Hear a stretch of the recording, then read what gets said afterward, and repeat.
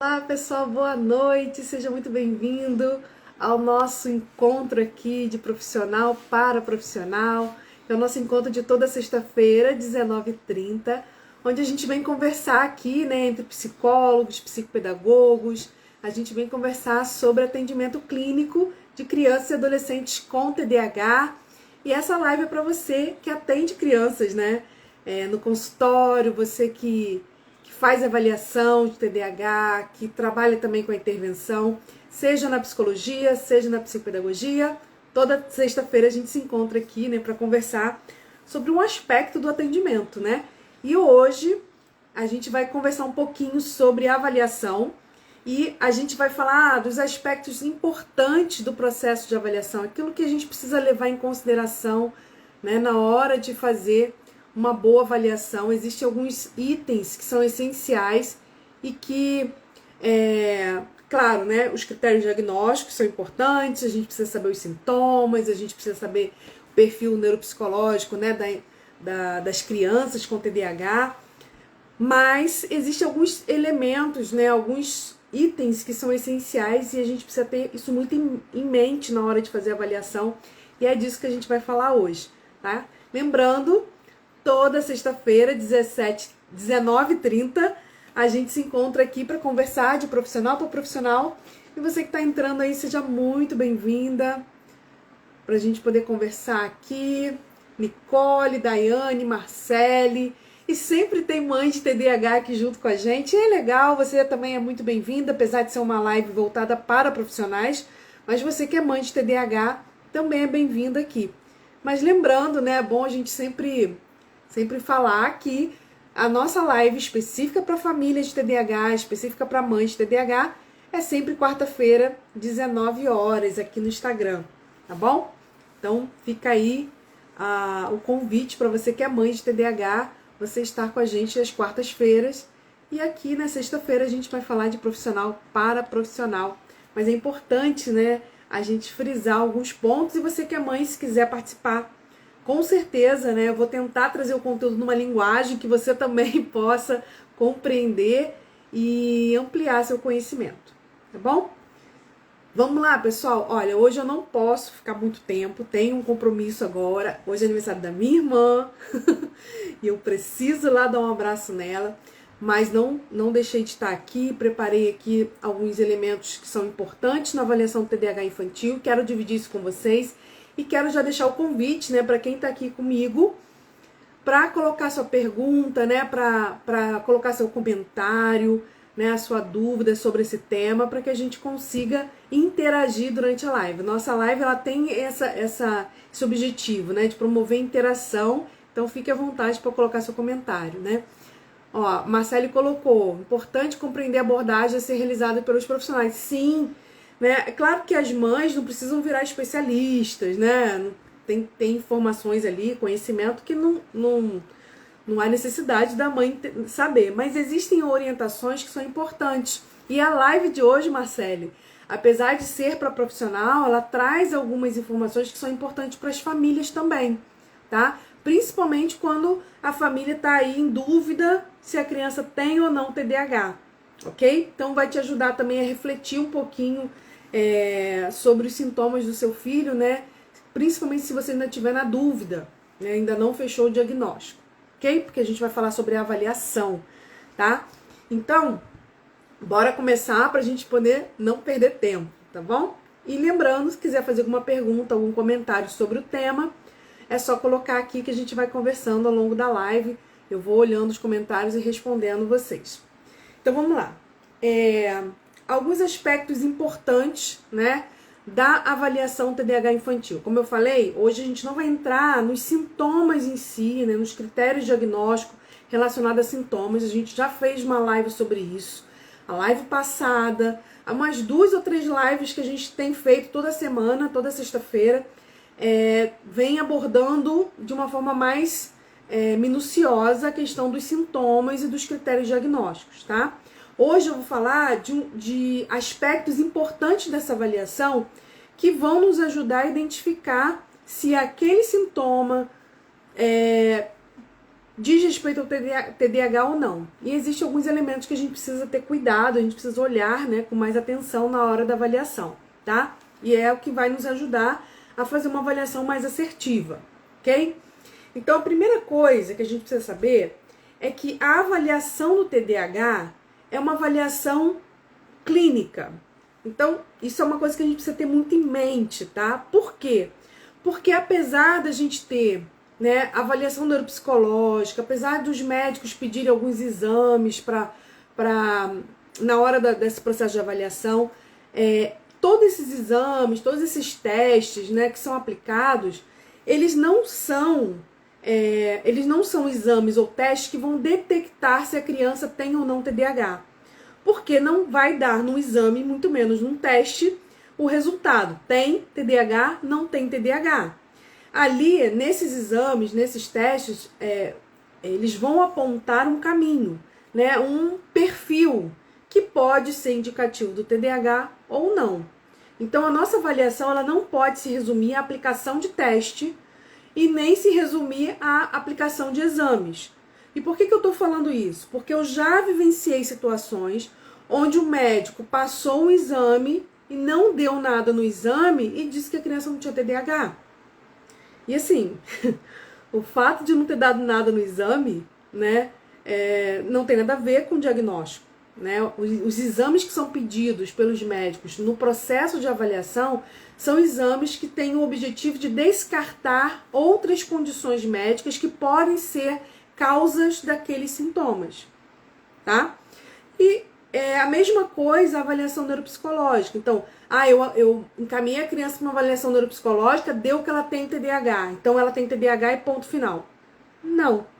Não deu na avaliação neuropsicológica que ela tem TDAH, então ela não tem. Também não.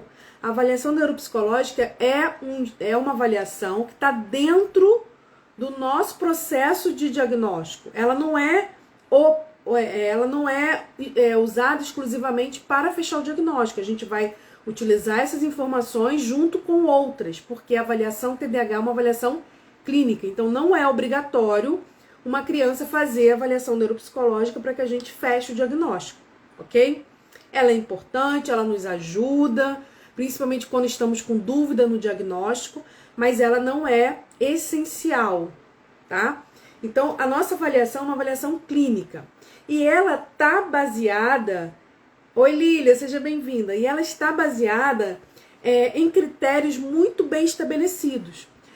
E esses critérios, eles estão definidos lá nos manuais, né, que são de referências na hora da gente fazer uma avaliação, que é o DSM-5 e o CID-11, tá? Então, esses dois manuais, em especial o DSM-5, são os manuais que definem os critérios diagnósticos para o TDAH e por onde a gente vai tomar como base na hora de fazer a avaliação.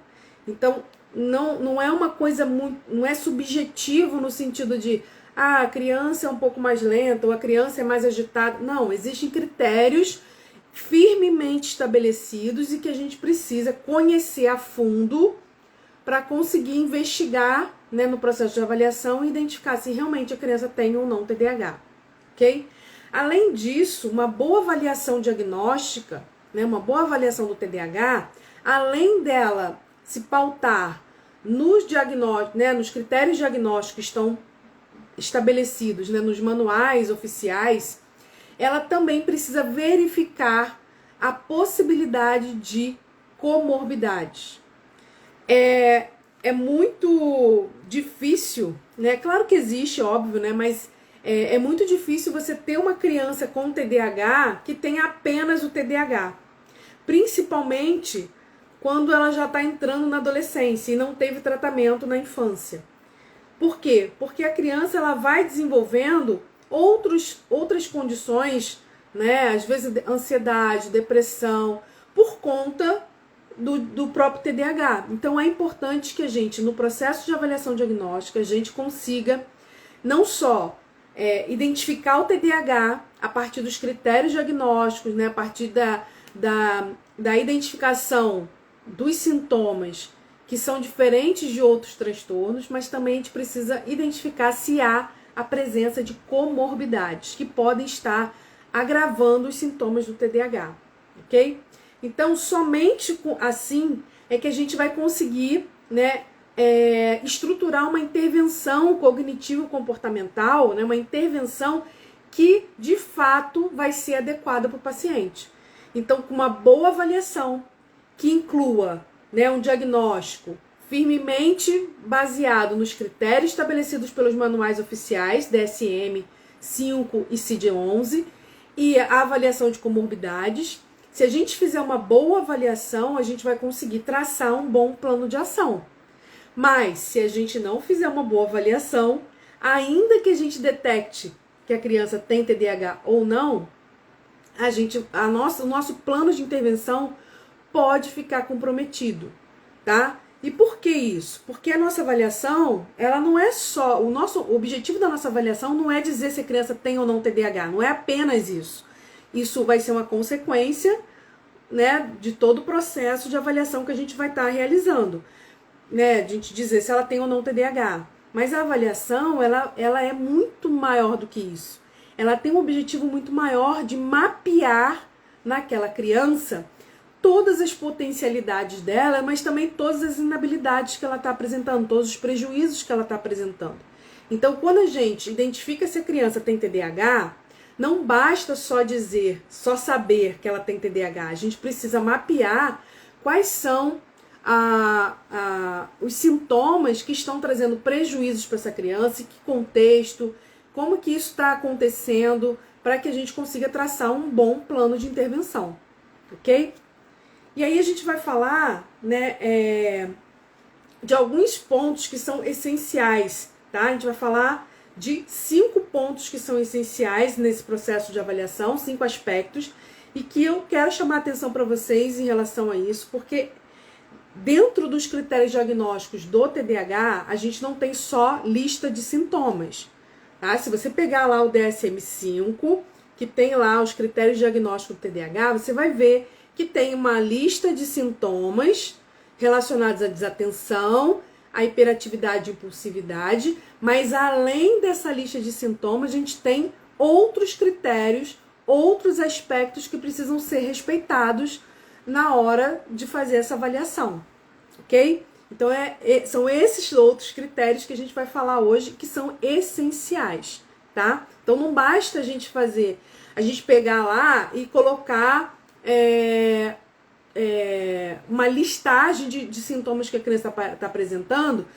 Então isso está dentro do critério diagnóstico, ele tem esses sintomas, ele tem TDAH. Não, a gente precisa avaliar esses outros aspectos que a gente vai falar aqui, tá? Então, para um bom diagnóstico de TDAH, é necessário que a gente contextualize os sintomas na história de vida da criança. Então, pega a primeira dica de ouro, primeira não, né? A segunda, né? Porque a primeira eu já falei que a gente tem que avaliar clinicamente, né? Baseado em critérios diagnósticos dos manuais oficiais e identificando possíveis comorbidades. E o segundo, que é outro ponto-chave aqui, é que nós precisamos avaliar os sintomas, né? Contextualizar os sintomas na história de vida da criança. Então, fazer uma linha do tempo dessa criança é muito importante. Então, colocar lá, né? Faz uma linhazinha do tempo e vai desde a gestação até os dias atuais, como que esses sintomas foram aparecendo, né? E como eles foram trazendo prejuízos, como eles foram se agravando ou melhorando ao longo do tempo. Aconteceram situações nessa história de vida que a partir dessas situações os sintomas surgiram ou não, os sintomas foram aparecendo conforme o desenvolvimento dessa criança. Então a gente precisa mapear isso e contextualizar esses sintomas dentro da história de vida. É isso que vai fazer a diferença. Por quê, gente? Porque sintomas de desatenção, sintomas de impulsividade, hiperatividade, eles são muito comuns. Se a gente analisar esses sintomas de forma isolada, provavelmente a gente vai cometer erros no processo de avaliação. Por quê?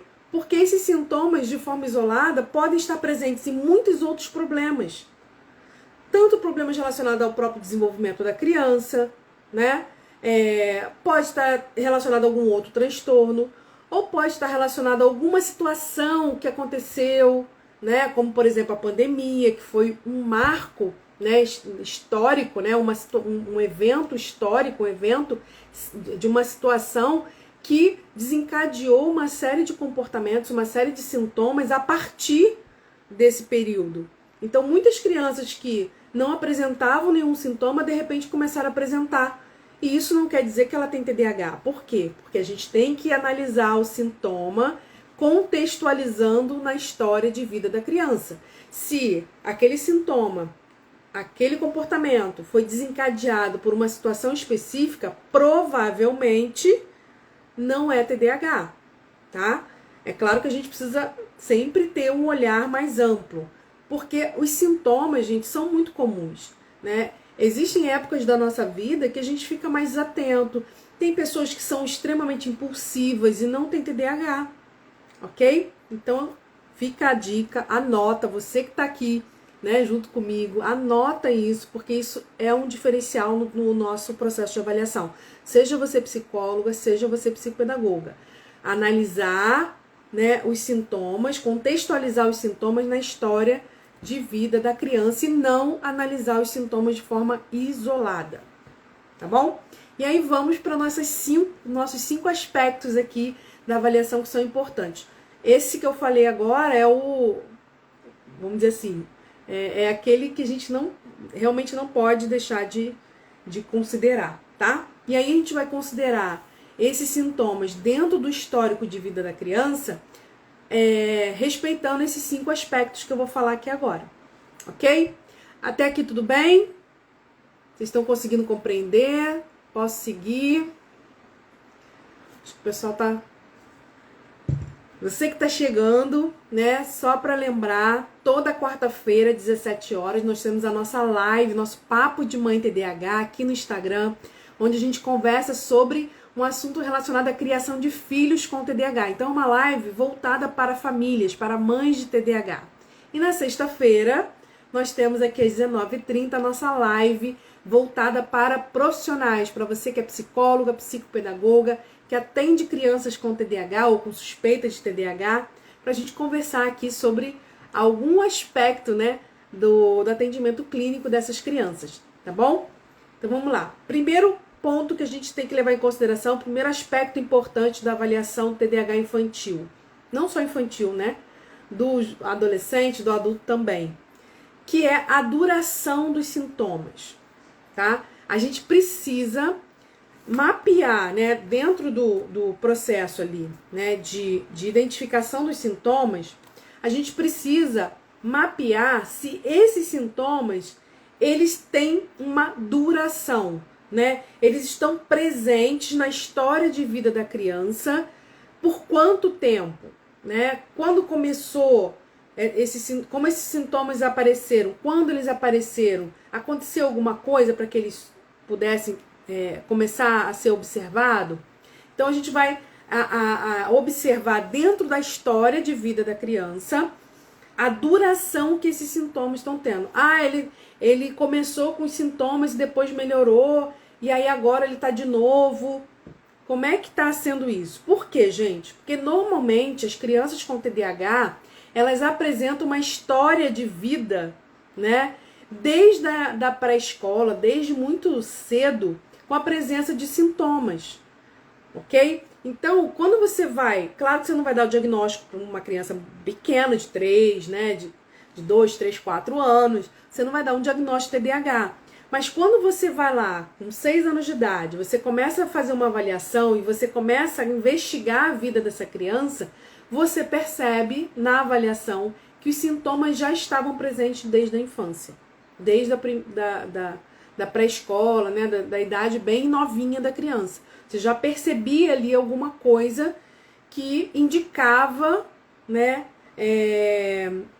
um possível TDAH no futuro, ok? Então, essa sintomatologia, ela tem que estar presente por vários meses. Então, a gente vai sempre analisar, né? Eu gosto sempre de frisar isso. Pensa nos últimos 6 meses da vida da criança. Esses sintomas estão presentes durante esse período? Ou é alguma coisa de agora, né? começou a acontecer agora, ou começou a acontecer lá atrás, mas depois melhorou. A gente precisa identificar isso, tá bom? Porque sintomas de TDAH, eles não surgem do nada. Eles podem até estar ali que você não está percebendo muito, não está levando muito em consideração, porque você está ali, de certa forma, lidando com aquele sintoma, mas ele está presente, ok? Então, a duração dos sintomas é importante que a gente identifique, tá? Todos eles que são relatados, ok? O segundo aspecto, né, é relacionado à frequência, né? A frequência que a gente falou, né? Quanto esse sintoma se repete, né? E dura. Mas o segundo é em relação à intensidade dos sintomas. Então, para CTDAH, os sintomas têm que estar presentes na vida da pessoa num nível significativamente acima da média da sua idade, ok? Os sintomas precisam ser intensos, então não é qualquer sintoma, não é qualquer desatenção que a gente vai considerar sintomas de TDAH, ok? Porque desatenção é algo que varia muito de pessoa para pessoa. E se eu começar a falar aqui os sintomas de TDAH, possivelmente todos nós vamos falar assim, eu acho que eu tenho TDAH, eu acho que eu tenho TDAH. Por quê? Porque o TDAH é um diagnóstico dimensional. O que é um diagnóstico dimensional? Que vai analisar a dimensão do sintoma. Porque todos nós, de um certo modo, temos um pouco de desatenção em algumas situações, temos um pouco de impulsividade e até mesmo de hiperatividade. Algumas pessoas têm, outras não. E isso não quer dizer que você tem TDAH. Então a gente vai analisar a intensidade dos sintomas que precisam estar significativamente acima da média das pessoas da minha idade, ok? Então, duração e frequência dos sintomas é o primeiro aspecto. Segundo aspecto, intensidade dos sintomas. A gente precisa levar isso em consideração. Então, a mãe veio, falou do sintoma X, do sintoma Y. A gente vai identificar quando ela começou a observar esse comportamento, a duração dele, qual é a frequência que esse comportamento aparece, né? Que esse sintoma aparece, e a intensidade do sintoma, ok? Terceiro ponto, terceiro aspecto essencial no diagnóstico de TDAH. Vamos lá. Terceiro é o seguinte: persistência dos sintomas em vários locais ao longo do tempo. Gente, TDAH, ele é um transtorno que afeta a vida da pessoa como um todo. Então, os sintomas eles vão ser percebidos em diferentes ambientes. Pode ser que ele não traga tantos prejuízos em algum ambiente e traga mais prejuízo em outros. Ok, tudo bem. Pode ser que a criança ela tenha muito mais prejuízo na escola do que em casa. Ou pode ser que ela tenha mais prejuízos em casa, nas coisas do dia a dia, do que na escola. Tudo bem. Mas os sintomas, eles precisam ser observados, estarem presentes em mais de 2 ambientes que a criança vive, que a criança frequenta. Eu falo ambiente, mas pode ser trocado por contextos, tá? Porque, por exemplo, pode ser em casa, na escola, pode ser com os pares, né, as crianças da idade, pode ser com os familiares, com os professores. Aqueles sintomas precisam aparecer em vários locais, em mais de 2 ambientes, né? No mínimo 2 ambientes, e tem que ser sintomas que vão persistir ao longo do tempo, porque a gente já falou que a duração e a frequência são critérios de diagnóstico, ok? Então vamos lá, primeiro aspecto, duração e frequência e duração dos sintomas. Segundo, intensidade desses sintomas. E o terceiro, persistência dos sintomas em vários ambientes, em vários locais, tá? Então é importante que a gente leve isso em consideração também, ok? Isso são critérios diagnósticos do TDAH que estão além daquela lista de sintomas, tá? Mas também estão presentes lá no DSM-5, ok? Quarto item, quarto aspecto que a gente também tem que levar em consideração, e esse quarto aspecto é o mais importante de todos, tá? Os sintomas precisam trazer prejuízos significativos. Olha a palavra, gente. Significativo na vida da criança. Ok? Então, não adianta só a gente olhar para o sintoma. A gente tem que olhar para duração e frequência, intensidade, locais onde esse sintoma vai aparecer e os prejuízos que esse sintoma traz para a vida da criança. Prejuízos significativos. Ó, além daquela lista de sintomas de desatenção, daquela lista de sintomas de impulsividade, de hiperatividade e impulsividade, a gente tem mais, ó, já falamos aqui de mais 4 critérios que precisam ser observados, tá? Então, mesmo que ela tenha aqueles sintomas ali todos, se ela não tiver, esses sintomas estiverem dentro desses 5 aspectos, que eu vou falar o último agora, se não tiver dentro desses aspectos, não é TDAH. Por quê? Porque muitos de nós podemos ter aqueles sintomas e não ter TDAH, tá? Então, prejuízo significativo na vida da criança é um aspecto importantíssimo, indispensável para o diagnóstico de TDAH, ok? E essa questão, né, dos prejuízos é importante a gente falar, porque o que acontece? Na hora que a gente vai fazer o nosso plano de ação, a gente vai estar ali, claro, né, com o diagnóstico na cabeça, né, o TDAH, é nosso norte, mas é nos prejuízos que a gente vai focar. Por quê? Porque muitos sintomas do TDAH não vão mudar. Ele vai continuar tendo aqueles sintomas porque ele vai continuar tendo TDAH para a vida toda. O que a gente vai fazer, né, ou vai ajudar a criança lá no atendimento, né, na psicopedagogia ou na psicologia, é ajudar essa criança a lidar com esses sintomas para que esses sintomas tragam o mínimo de prejuízo possível para a vida dela.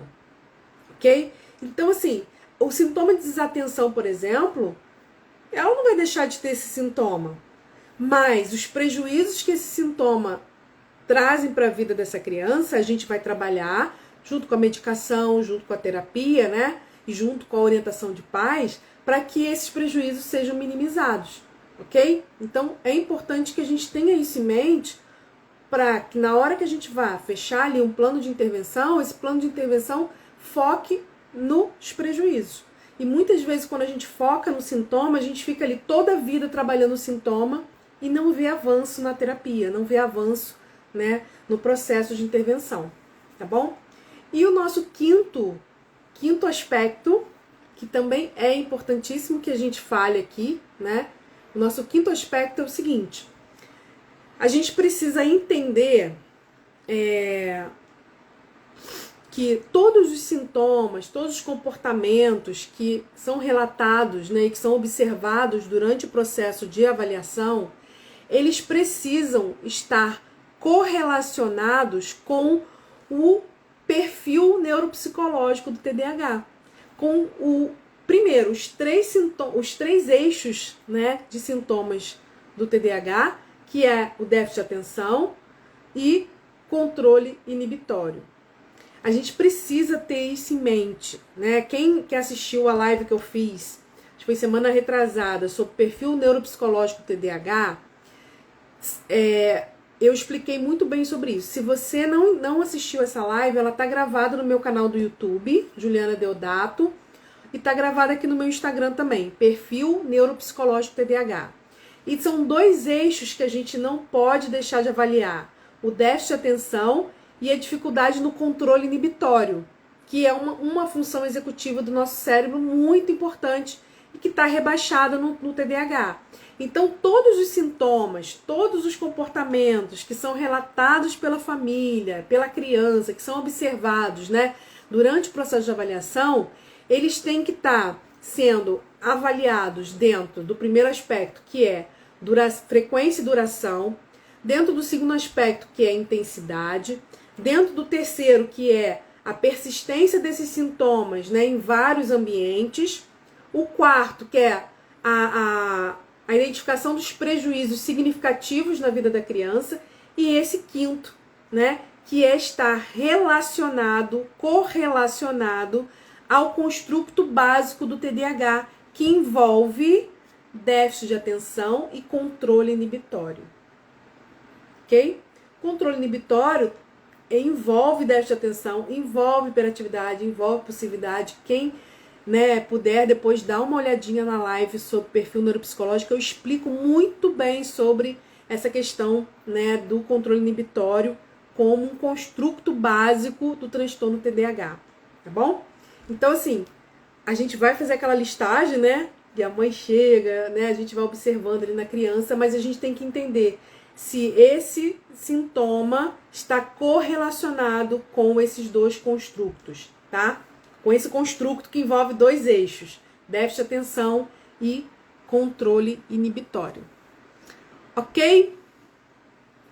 E assim, gente, claro que é importante a gente falar também que o processo de avaliação TDAH, ele é um processo, basicamente, é o mesmo para criança, adolescentes e adulto, né? Então a gente tem lá os mesmos critérios de sintomatologia, a gente tem esses 5 aspectos também que a gente vai levar em consideração. Então, assim, o processo, ele é basicamente o mesmo. A diferença, né, é que a gente precisa levar em consideração que a apresentação dos sintomas, né, a apresentação clínica, a apresentação dos sintomas pode variar de acordo com o estágio de desenvolvimento da criança. Então, a gente pode ter, né, crianças pequenas com uma apresentação de sintomas mais voltados para questões comportamentais, por exemplo, e você pode ter, né, crianças maiores com uma apresentação de sintomas um pouco diferente, adolescente um pouco diferente e adulto também. São os mesmos sintomas, são os mesmos critérios, com apresentação, com formas de se apresentar diferente de acordo com a faixa etária. Então, por isso, nós profissionais precisamos saber sobre desenvolvimento infantil. Nós precisamos conhecer qual é o desenvolvimento, né, típico de uma criança, de um adolescente, né, de um adulto ali, né, toda a faixa de desenvolvimento de uma pessoa, para que a gente consiga identificar se aqueles sintomas, aquele comportamento... Oi, Gisele, seja bem-vinda. Se aquela sintomatologia, ela faz parte daquela faixa etária, do que é esperado para aquela faixa etária ou não. Por isso que nós não fechamos diagnóstico de crianças muito pequenas. Por exemplo, crianças de 3, 4 anos, né? Principalmente 3 anos, a gente não fecha diagnóstico de TDAH. A gente até levanta uma suspeita, mas a gente não fecha o diagnóstico. Por quê? Porque criança de TDAH é comum, é esperado para a faixa etária de uma criança com TDAH uma baixa, né, uma atenção que oscila mais, uma certa hiperatividade motora, faz parte, né, do desenvolvimento dela, esse movimento maior, né, essa hiperatividade motora, a impulsividade. Então, são sintomas de TDAH que para uma criança de 3 anos pode não ser um sintoma, pode ser uma característica da idade dela. Então, nós precisamos conhecer de desenvolvimento infantil para que a gente consiga avaliar se aquela sintomatologia está de acordo com a faixa etária ou não, ok? Por quê? Porque a gente viu que a intensidade dos sintomas precisam ser significativamente acima, maior do que a média da idade. E se eu não conheço o que é esperado para aquela idade, como eu vou saber se a criança está significativamente acima? Eu não tenho como saber. Então é importante que você, psicóloga, você, psicopedagoga, né, estude sobre psicopatologia, sim, para você conhecer sobre os transtornos, conseguir fazer uma boa avaliação diferencial, mas que você também entenda sobre desenvolvimento infantil. Ok? Acho que foi, né? Então, recapitulando, gente, nossa avaliação de TDAH, ela tem que levar em consideração, ela é clínica, como eu falei, ela vai levar em consideração, né, os critérios diagnósticos que estão estabelecidos nos manuais oficiais, como DSM-5 e CID-11. A gente precisa levar isso como norteador do nosso processo de avaliação.